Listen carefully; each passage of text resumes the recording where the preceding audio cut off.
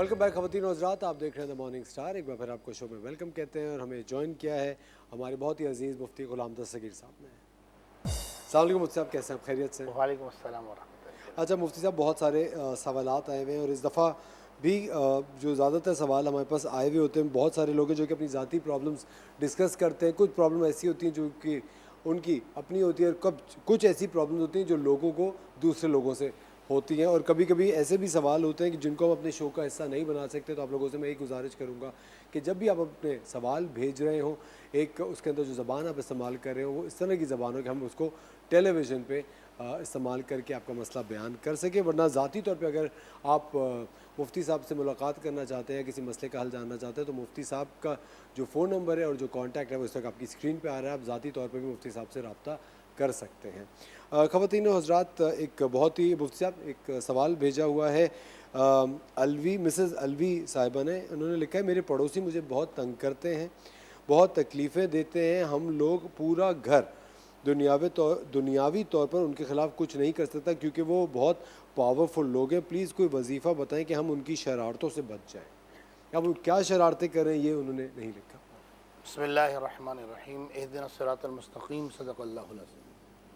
ये सवाल तो इन खातून का है, लेकिन ये न जाने कितने दिलों की आवाज़ होगी। बिल्कुल सही कह रहे हैं। यानी कि पड़ोस के बारे में जितना अहकामात आए ना, नबी करीम में वजीफ़ा बताता हूँ इंशाल्लाह। नबी करीम अलैहिस्सलाम ने पड़ोस के बारे में फरमाया तेरा पड़ोसी कहे ना कि तू अच्छा है तो तू अल्लाह के नज़दीक भी अच्छा है।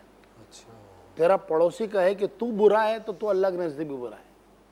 नबी करीम अलैहिस्सलाम फरमाते हैं, जिब्रील अमीन ने आकर पड़ोसी के इतने हुकूक मेरे सामने बयान किए कि मुझे खौफ होने लगा कि कहीं पड़ोसी को विरासत में हकदार न बना दिया जाए। तो आप अंदाज़ा लगाइए कि ये आलम है।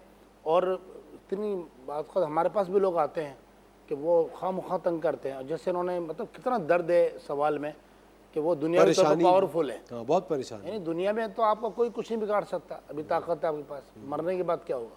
अल्लाह की बारगाह में जाके जवाब तो देना हर चीज़ का।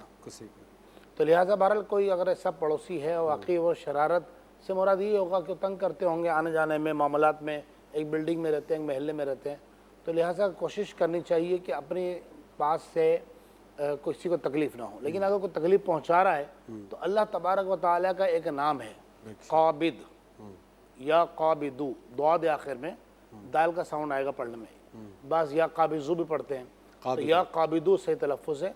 या क़ाबिदू 903 मरतबा रोज़ाना पढ़ लें, किसी भी एक टाइम पढ़ लें। ख़वातीन भी पढ़ सकती हैं, मर्द भी पढ़ सकता है। इसके दो फ़ायदे होंगे। पहला फ़ायदा क्या होगा कि वो उसकी शरारत है, जो भी शरारत है, तंग करना है, धमकियाँ देना है, तो वो शरारतों से बच जाएगा। दूसरा ये होगा कि अल्लाह ताला उनका दिल नरम कर देगा और इंशाल्लाह आपस में मोहब्बत हो जाएगी इंशाल्लाह। ज़बरदस्त, बेहतरीन।